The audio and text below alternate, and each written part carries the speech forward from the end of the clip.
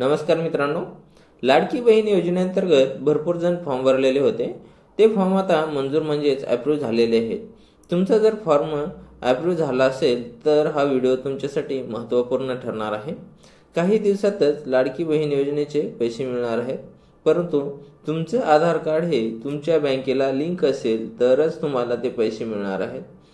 आता तुम्ही म्हणाला असाल की तुमचा आधार कार्ड बँकेला लिंक आहे का, हे कसं चेक करायचं, आणि जर बँकेला लिंक नसेल तर पुढे काय करायचं ते आपण या व्हिडिओच्या माध्यमातून समजून घेणार आहोत। त्यापूर्वी चॅनलवर नवीन असाल तर चॅनलला सबस्क्राईब करून ठेवा, ज्याच्यामुळे तुम्हाला अशीच नवनवीन माहिती भेटत राहील। चला तर मग मित्रांनो, व्हिडिओला सुरुवात करूया।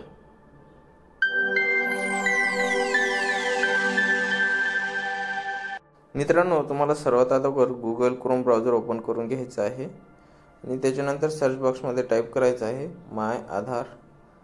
माय आधार सर्च केल्याच्यानंतर तुम्हाला इथं पहिलीच वेबसाईट आहे माय आधार UIDAI.gov.in ही वेबसाईट आहे।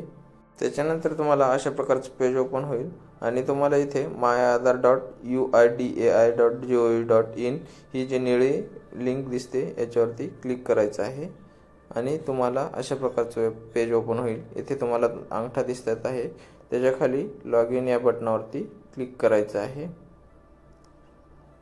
आणि आपला आधार नंबर आणि कॅप्चा आहे तसा टाकून लॉग इन विथ OTP या बटनावरती क्लिक करायचं आहे। त्यानंतर तुमचा जो आधार लिंकला रजिस्टर मोबाईल नंबर आहे त्या मोबाईल नंबरवरती OTP जाईल। तो 6 अंकी OTP येथे टाकून तुम्हाला लॉग इन या बटनावरती क्लिक करायचं आहे। नंतर अशा प्रकारचा इंटरफेस ओपन होईल। तुम्हाला येथे 5वा ऑप्शन आहे बघा, बँक सीडिंग स्टेटस। या बँक सीडिंग स्टेटस ऑप्शनवरती क्लिक केल्याच्या नंतर तुम्हाला अशा प्रकारचं स्टेटस दाखवेल, congratulation your Aadhaar bank mapping has been done. आणि येथे तुम्ही खाली पाहू शकता बँक सीडिंग स्टेटस जे त्याच्यासमोर ॲक्टिव्ह आहे तरच तुम्हाला या बँकेमध्ये पैसे मिळणार आहेत, अन्यथा इनॲक्टिव्ह असले तर तुम्हाला पैसे मिळणार नाहीत।